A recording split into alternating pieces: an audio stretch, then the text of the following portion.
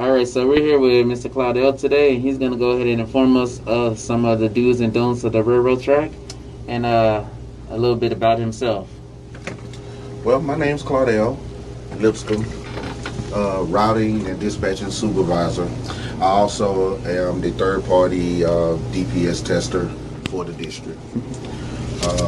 I've been here 3 years in July last. I just made my 3-year anniversary, and I actually really like it here. Oh, and I'm also with the routing and dispatching supervisor. I cover those who make the routing for the district, and I also just oversee the general office practices of our office here. Okay. So, Mr. Claudel, as the routing supervisor, what are some of the safety precautions that you have your routers take in order to keep everyone safe at the railroad tracks? With our routing and our wonderful routers, I must say, I have 3, Gary, Tina, and Miss Rebecca Cornell. We want to first of all make sure that we do things safely. So we don't want to put you in a position or put a driver in a position to do something unsafe. We would never direct you to do anything unsafe. And if it's found to be unsafe, we will make those adjustments accordingly. So as we look at the routes, many of those that are routing have been in the district a while. They live in the area, so they know where and how to direct our drivers and to not put them in unsafe situations. All right, so if there was a situation to where the driver found that their bus would be possibly overhanging over the track or something, so basically it's not a safety track to go over, how would they go about reporting that to Gary, Tina, or Rebecca? They would first, they could just always email me the information that's needed, and we will look at it accordingly. But make sure don't continue to go in. If you deem it's a unsafe situation, don't continue to go through that situation, even if we haven't fixed it yet. If it's something that you see that's unsafe, I would say go ahead and make detour. Make an adjustment. And go ahead and do that. We don't want, while in the process of getting things looked at, which we will look at as soon as we can. If it's an emergency situation, I might just look at it myself. I might not even forward it to the routers because at this time of the year they're busy. But in a case of normal procedures, you would email me and I would get it to your appropriate router to take a look at those situations. So, are there any tracks that are in Bryan that, for example, are not approved for the drivers to go over? Yes, we do not cross several tracks. And if you're routed over those tracks, please let me know. But there is one particular track on the corner of Rosebeck, Finfeather, and Sims, where all 3 of those streets meet up right behind the coming off of Main Street. We do not cross over those tracks at all, either direction. There is another set of tracks on the corner of Finfeather and Dodge. Now we have those tracks. They are routed. If you're coming off of Finfeather, you can cross over the tracks going on to Dodge. But for example, if you're coming off of Dodge to turn on the Finfeather, you cannot cross those tracks. There's just simply no room for your bus on the other side of the track to safely make the turn and to safely clear those tracks. There is also another set of tracks coming off of, I believe that's Bryan Street on 30th and Main in that area. There is also, you cannot cross over those tracks, and we shouldn't have you routed over those tracks. And if you are, please let us know. So when you're saying that there's not enough room, for instance, if there's an 88 bus and it's a smaller one, even if they're coming over the track at Dodge going to Finfeather, they still can't go over that track as well. That is correct. That should not be, that is non-travelable or non-traversable. We cannot travel down those streets. Okay. So what would you tell the drivers, like, for instance, if their bus was to stall on the track, what are the procedures, or what should they do? If your bus is stalled on the track, first of all, do not panic.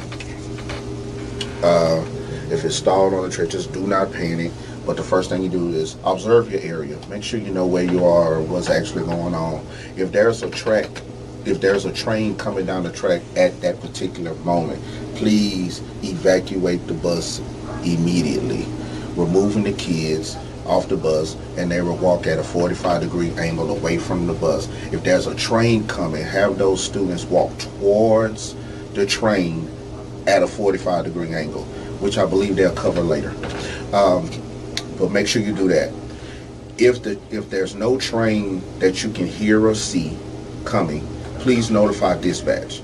Call dispatch, let us know what's going on. Miss Mitchell or Keith or whoever's there will also give you directions on how to proceed. If you're, but let's get this clear. If you're on the track, the safest thing to do is to evacuate the bus if you have students on it. We don't want to take any chances of a train coming and while the students on the bus. So after you notify dispatch, if possible, please go ahead and evacuate the bus as soon as you can. Make sure you take your cell phone with you or what have you so we can keep in contact with you once this is done. And when you evacuate them, make sure they're in a safe location and make sure that the students stay together. Okay. Now, would that be the same procedure for an ADA bus? Yes, the same procedure of the ADA bus. Now, make sure you know the disabilities of your students on the ADA bus once you try to evacuate them. If there's wheelchair involved, if there's, if they're fragile, different things in that manner. But yes, we will evacuate the bus. I will say this, there is a wheelchair need a student on the bus. If they use a wheelchair, please unload them first. Get them off the bus, and then you can then you're able to leave maybe the aide with the wheelchair student, with the student that uses the wheelchair, and then you can unload the other students that's on the bus. But make sure you do the same process. Notify dispatch what's going on, so we can at least call the railroad track company. Actually, yes, that's what we need to do as well. If once you get the students off the bus and evacuated, if you can give us the information that's on the track, so we can call the railroad company and let them know that, hey, there's a bus stalled on the track there. They can notify the train that's coming from miles away to let them know at that intersection there is a bus stalled at the track. What I like to do, I take my phone out and I take a picture of it, and so I at least have the number with me, even if I have to walk away. So make sure if you follow these steps, we should be safe. We should be safe, and that's most important. Now, once they evacuate the bus and you have the kids at the 45-degree angle, if a parent was to come, are they allowed to release that student to the parent? They are allowed to release it only after they give you some sort of identification and it's actually cleared. If they want to, please have them call dispatch and say, hey, I want to pick up my child, because what's normally happening is if something like that happens, you radio us. We are going to do the parent link for the parents, so the parents will get a notification that the bus is running late. When that happens, the students, and of course I know what students are going to do, they're going to call their parents on the cell phones and different things like that. We are not releasing students unless parents are willing to provide identification to release the student. And we're not releasing them to, uncle, or we're not releasing them to big brother. We have to make sure that the person that's coming to pick those up are related to the students or are credible for the students, because if anything happens with them on the way home, then it's going to fall back on us. So we want to make sure that we use the safest practices possible. Okay.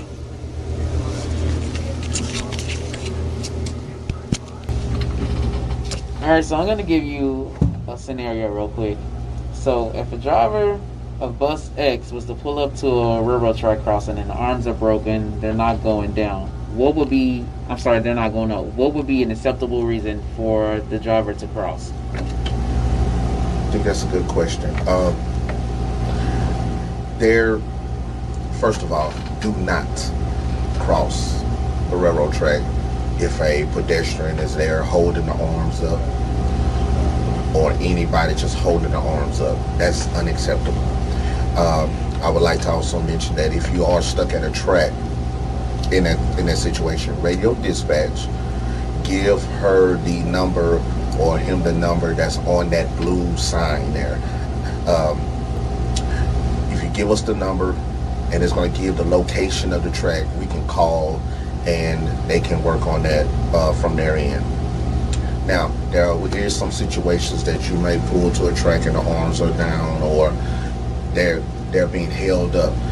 If they're doing construction on that track and the construction worker gives you a sign to come across the track, you can't proceed because they're working on the track and they know that it's not in a train that's going to be coming. There's a law official there in that situation, and a law official waves you by. That would be okay as well. But please do not, if the arms are down, by any means, go through the arms, go around the arms. Even if the officer himself is holding the arms up, do not go. That is against the law. You do not go around, go through arms on a railroad crossing. Now, does that also account for the railroad tracks that does not have arms? It's just the lights. So if the lights are flashing, do they still have to sit there? If the lights are flashing, please notify dispatch. Do not cross when the lights are flashing.